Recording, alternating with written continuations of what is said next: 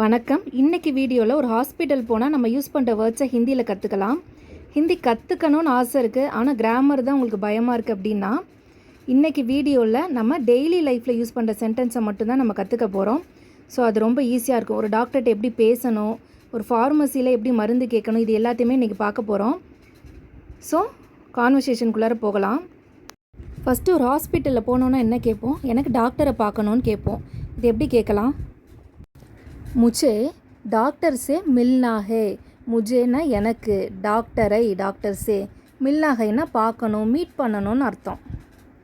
मुझे டாக்டர் से मिलना है அப்படின்னு நம்ம கேட்குறோம்.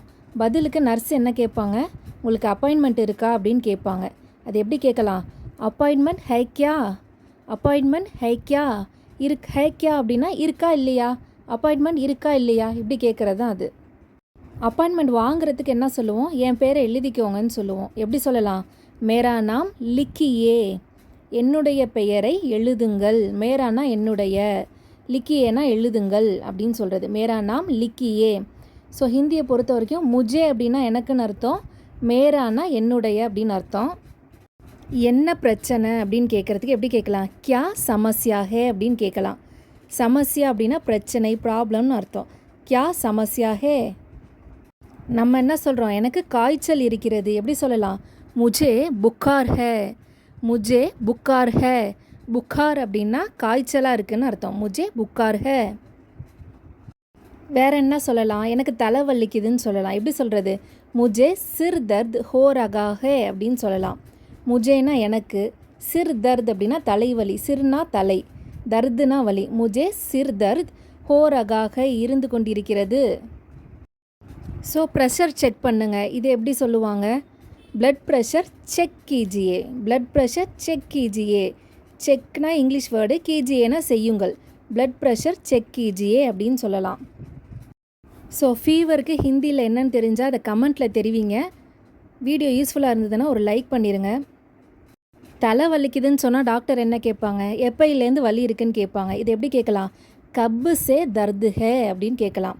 கப்பு சே எப்போதில் இருந்து, தர்து ஹே வலி இருக்கிறது, கப்பு சே தர்து ஹே அப்படின்னு கேட்குறாங்க.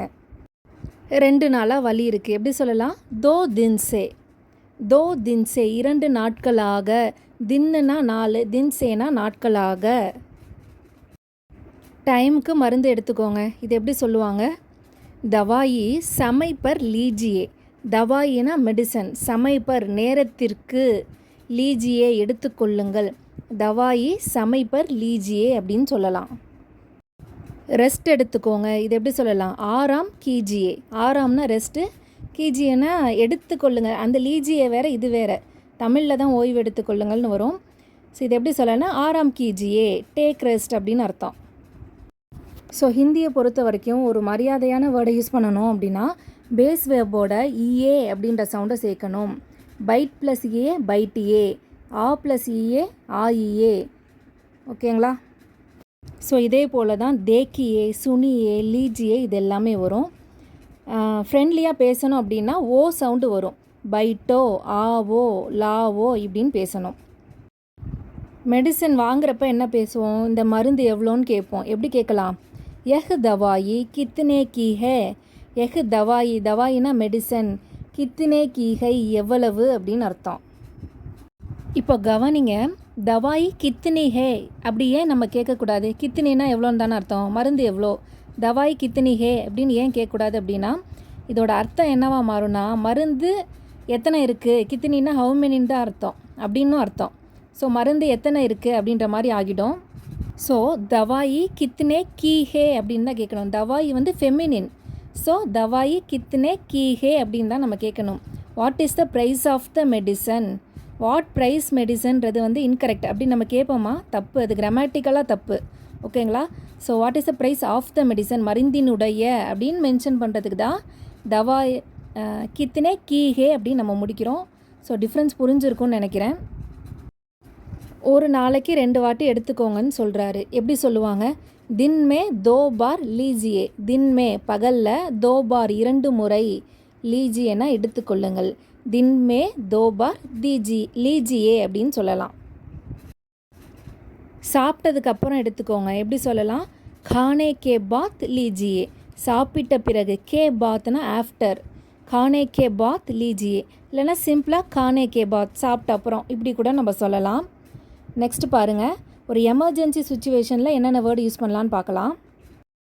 எமர்ஜென்சின்ற வேர்டுக்கு ஹிந்தியில் என்னென்னு தெரிஞ்சால் கமெண்ட் பண்ணுங்கள்.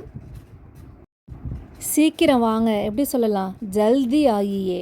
ஜல்தினா சீக்கிரம், ஆயியேனா வாருங்கள்.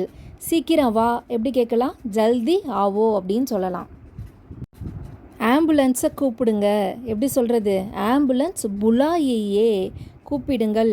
ஆம்புலன்ஸை கூப்பிடு எப்படி சொல்கிறது? ஆம்புலன்ஸ் புலாவோ அப்படின்னு சொல்லலாம். பயப்படாதீங்க இது எப்படி சொல்லலாம்? கப்ராயியே மத். கப்ராயியேன கலவரம், பயப்படுறது இந்த மாதிரி சொல்லலாம். கப்ராயியே மத் அப்படின்னு சொல்லலாம். ஓகே, இன்றைக்கி ஹாஸ்பிட்டலில் யூஸ் பண்ணுற ஹிந்தி வேர்ட்ஸை இன்றைக்கி நீங்கள் கொஞ்சம் கற்றுருப்பீங்கன்னு நினைக்கிறேன். இதோட பார்ட் 2 வந்து நெக்ஸ்ட் வீடியோவில் போஸ்ட் பண்ணுறேன். வீடியோ யூஸ்ஃபுல்லாக இருந்ததுன்னா லைக் பண்ணி சப்ஸ்கிரைப் பண்ணுங்கள். தேங்க்யூ. ஆல்சோ ரியல் லைஃப்பில் யூஸ் பண்ண ட்ரை பண்ணுங்கள், அப்போ தான் உங்களால் ஈஸியாக கற்றுக்க முடியும்.